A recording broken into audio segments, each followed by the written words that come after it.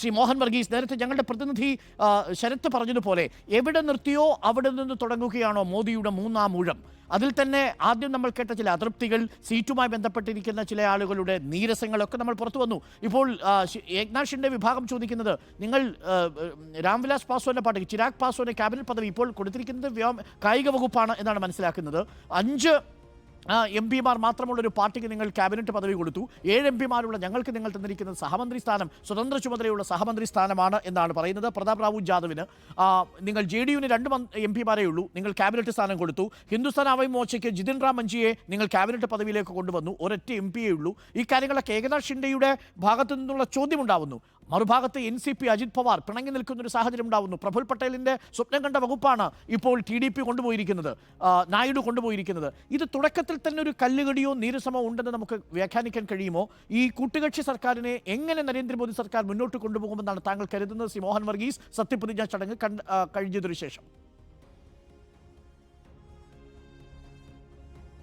Doctor Arun, ഒരുപിടി സന്ദേശങ്ങൾ Bharatiya Janata party തങ്ങളുടെ സഖ്യകക്ഷികൾക്ക് നൽകുന്ന ഒരു കാഴ്ചയാണ് ഇപ്പോൾ കാണുന്നത്. പ്രധാനപ്പെട്ട വകുപ്പുകളെല്ലാം തന്നെ BJP നിലനിർത്തി. അതുമാത്രമല്ല, മുൻകാലങ്ങളിൽ 17ാം ലോക്സഭയിൽ പ്രമുഖ വകുപ്പുകൾ കൈകാര്യം ചെയ്തിരുന്ന ധനകാര്യമാകട്ടെ, അതുപോലെ വിദേശകാര്യം, പ്രതിരോധം, ആഭ്യന്തരം, ഈ വകുപ്പുകളെല്ലാം തന്നെ അതത് മന്ത്രിമാർ കൈവശം വെക്കുമ്പോൾ ഒരു നല്ല സന്ദേശം നൽകുകയാണ്. കണ്ടിന്യൂറ്റി.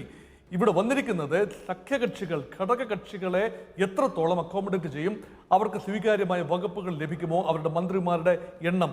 തെലുങ്കുദേശ പാർട്ടിക്ക് 16 ലോക്സഭാംഗങ്ങളുണ്ട്, കേവലം 2 മന്ത്രിമാരാണ്. അതിൽ ഒരാൾ മാത്രമാണ് ക്യാബിനറ്റ് മന്ത്രി. ചെറുപ്പക്കാരനായ ഒരാളെ ക്യാബിനറ്റ് മന്ത്രി, നായിഡുവിനെ ക്യാബിനറ്റ് മന്ത്രി ആക്കിയിരിക്കുകയാണ്.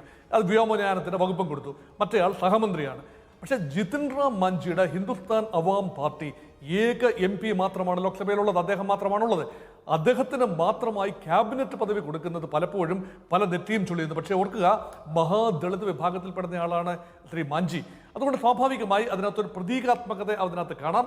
രാംവിലാസ് പാസ്വാന്റെ മകൻ ചിരാഗ് പാസ്വാൻ, ലോക് ജനശക്തി പാർട്ടി 5 MP-മാരുണ്ട്. സ്വാഭാവികമായി ഒരു ക്യാബിനറ്റ് റാങ്കിന് അർഹതയുണ്ട്. കേവലം 41 വയസ്സ് മാത്രം പ്രായമുള്ള ചിരാഗ് പാസ്വാന് സ്പോർട്സിൻ്റെ ചുമതല കൊടുത്തു. അത് ന്യായമായ കാര്യമാണെന്ന് കാണാം. അതുപോലെ അജിത് സിംഗിൻ്റെ മകൻ, ചെറുമകന് ഇവിടെ ഒരു സഹമന്ത്രി പദം മാത്രമാണ് കൊടുത്തിരിക്കുന്നത് രാഷ്ട്രീയ ലോക്ദൾ കക്ഷിക്ക്. അപ്പം ക്യാബിനറ്റ് പദവും അല്ലാത്ത സഹമന്ത്രി പദവും സ്വതന്ത്ര ചുമതലയുള്ള പദവും എല്ലാം തന്നെ വിവിധ അനുപാതങ്ങളിൽ 12 മന്ത്രിമാർക്ക് ഘടകകക്ഷി മന്ത്രിമാരെ ഉൾപ്പെടുത്തുന്ന കാഴ്ച നമ്മൾ കണ്ടു. ഇവിടെ പരാതിയും പരിഭവവും ഉണ്ടായിട്ടുള്ളത് മഹാരാഷ്ട്രയിൽ നിന്നാണ്. അതിൽ കല്ലുകടി എന്ന് പറയാവുന്ന ചെറിയൊരു കല്ലുകടി ഉണ്ടായത് ശരത് പവാറിൻ്റെ അനന്തരവൻ അജിത് പവാർ നയിക്കുന്ന പാർട്ടിയാണ് NCP ഷിൻഡെ വിഭാഗം. NCP അജിത് പവാർ വിഭാഗം, ശരത് പവാർ വിഭാഗം. അപ്പോൾ ആ പാർട്ടിക്ക് ഒരു സീറ്റ് മാത്രമാണ് ലോക്സഭയിലുള്ളത്, അജിത് പവാറിൻ്റെ കക്ഷിക്ക്. അദ്ദേഹത്തിന് അത് വളരെ ജൂനിയർ ആളാണ്, കൊടുക്കാൻ സാധ്യമല്ല. പ്രഫുൽ പട്ടേലിന് വേണ്ടിയാണ് അവരും ചരട് വലിച്ചത്. പ്രഫുൽ പട്ടേൽ മുൻപ് വ്യോമയാന ചുമതലയുള്ള ക്യാബിനറ്റ് മന്ത്രിയായിരുന്നു. അദ്ദേഹത്തെ ഇപ്രാവശ്യം പല അഴിമതി ആരോപണങ്ങളൊക്കെ ഉയർന്നതാണ്. ഒരുപക്ഷെ പ്രതിച്ഛായയുടെ ഒരു കുറവുണ്ട്.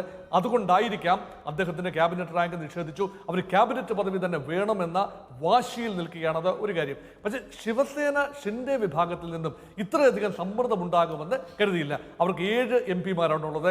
ഇവിടെ ഒരു 2 സഹമന്ത്രി പദം മാത്രമാണ് അവർക്ക് നൽകിയത്. അപ്പം ഇവിടെ ഒരു സഹമന്ത്രി പദം മാത്രമാണ് നൽകിയത്. ഇവിടെ ഒരു അസമെട്രിക്കൽ ഡിസ്ട്രിബ്യൂഷൻ ഉണ്ടായി എന്ന പരാതിയും പരിഭവവും ഷിൻഡെ വിഭാഗത്തിനുണ്ട്. ഓർക്കൂ, മഹാരാഷ്ട്രയിൽ 4 മാസത്തിനകം തെരഞ്ഞെടുപ്പിന് പോകേണ്ട മഹാരാഷ്ട്രയിൽ ഘടകകക്ഷികളെ പിണക്കുന്നത് BJPക്ക് ആരോഗ്യപരമായിരിക്കില്ല. അതുകൊണ്ട് ഒരു മെസ്സേജ്, ഘടകകക്ഷികളെ നിലക്ക് നിർത്തുക എന്ന സന്ദേശം കൊടുക്കുന്നതിനോടൊപ്പം തന്നെ അവരെ ചേർത്ത് പിടിക്കുക ആണ് ഒരുപക്ഷെ രാഷ്ട്രീയമായി. അതൊരു പ്രധാനപ്പെട്ട